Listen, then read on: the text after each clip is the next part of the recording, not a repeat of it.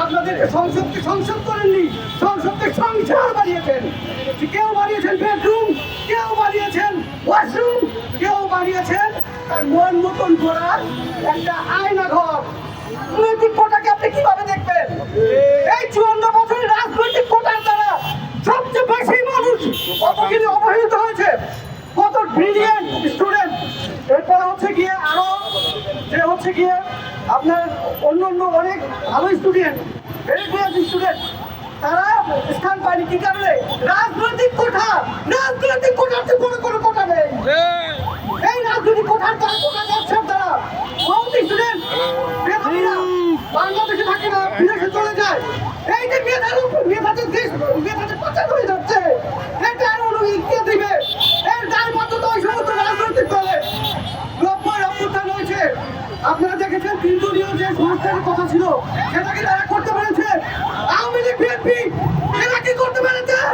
পারে না। এরা শুধু ক্ষমতার পালাবদল ঘটিয়েছে। এরা দলের জন্য দল করে, দেশের দলের জন্য দল করে না। এরা মানুষের মূল্যায়ন করে না। এরা কিভাবে দেশের টাকা কিভাবে বিদেশে পাচার করতে হয় এরা এটা জানে। এর বাইরে আর কিছু জানে না।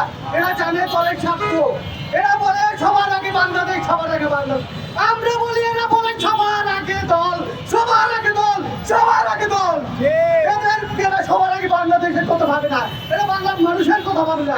এরা ভাবে বাংলাদেশের মানুষের কথা ভাবে না, এরা ভাবে বাংলাদেশের জাতীয়তাবাদী স্বার্থবাদী দল, এদের কথা ভাবে, এরা দলের কথা ভাবে।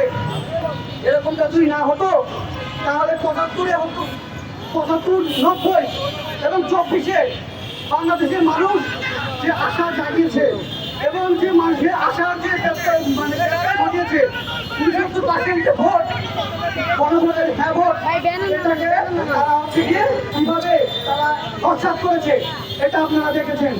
এই 20টা সন্তানের শুধুমাত্র আমাদের একা নেই, এই অপরাধের গুলি হচ্ছে বাংলাদেশের মানুষের।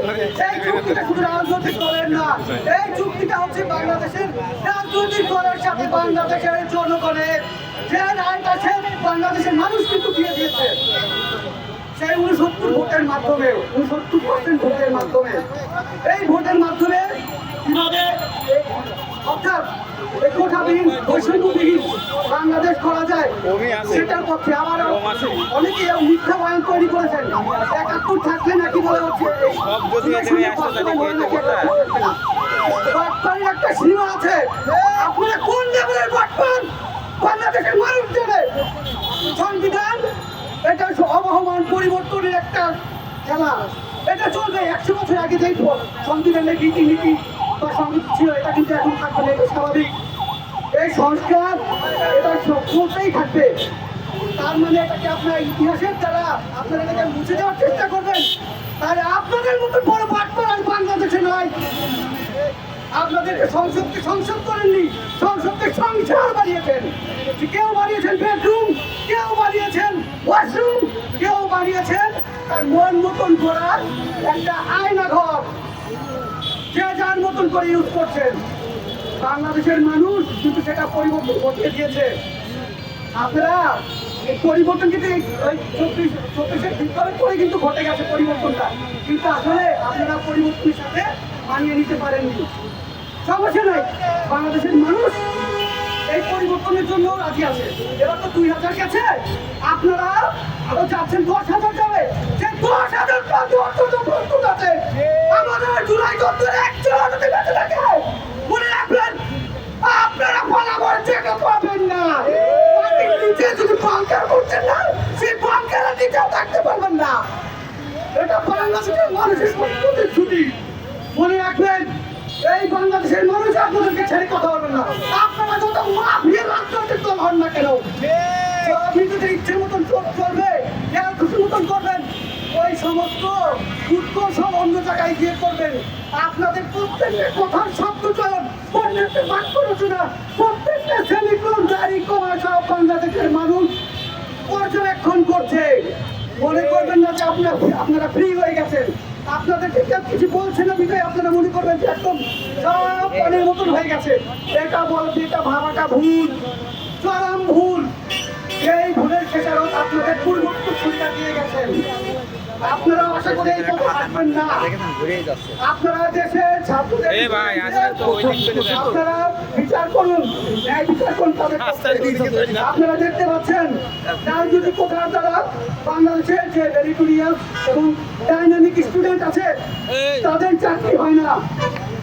এই কারণে এই সমস্ত রাজনৈতিক কোটার কারণে অতএব এটা থেকে সরে আসুন।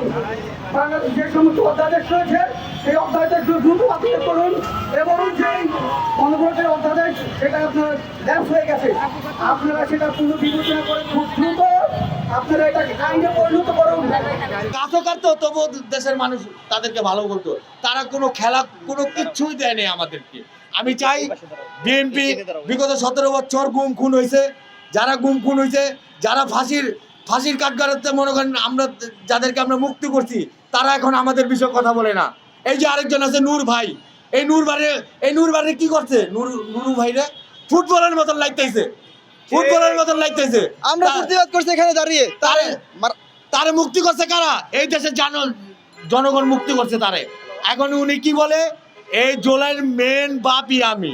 আপনি যদি বাপ হন তাহলে আপনি প্রধান, আপনি এমপি হইলেন কি লিগে? আপনি জোলাইয়ের লগে থাকতেন, আপনি তো জোলাইয়ের বিষয়ে কোনো কথা বলেন না। আপনি তো জোলাইয়ের বিষয়ে কথা বলেন না, এখন তো আপনি এমপি হয়ে গেছেন গা। আপনি তো খুব একটা বড় লোক, আপনি এমপি হয়ে গেছেন গা।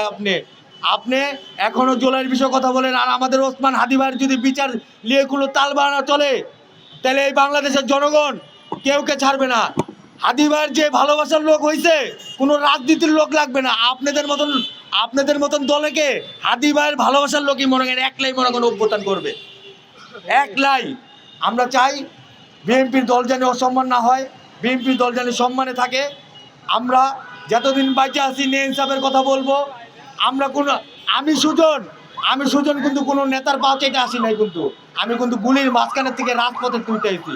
আমি যতদিন বাইচে আছি আমি ন্যায় ইনসাফের কথা বলবো, আমি প্রবাসীদের কথা বলবো, আমি যারা শ্রমজীবী মানুষ আমি তাদের কথা বলবো। ইনকালাব জিন্দাবাদ, ইনকালাব জিন্দাবাদ।